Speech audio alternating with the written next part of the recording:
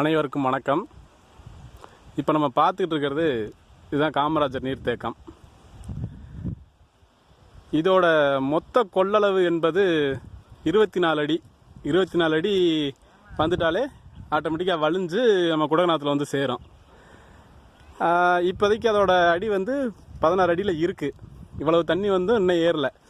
என்னன்னு பார்த்தா பக்கத்தில் பேபி டேம்னு ஒன்று கட்டியிருந்தாங்கள்ல, இப்போ புதுசாக கட்டினாங்க. அந்த பேபி டேமுக்கு தண்ணி போகாது, நாங்கள் அடைச்சி வச்சுருக்கோம் அப்படின்னு சொன்னாங்க. இது லீக்கேஜ் மட்டும்தான் போகுது அப்படின்னாங்க. அந்த பாருங்கள், அந்த லீக்கேஜ் வாட்டர் எவ்வளோ வந்திருக்கு அந்த பேபி டேம்லன்னு.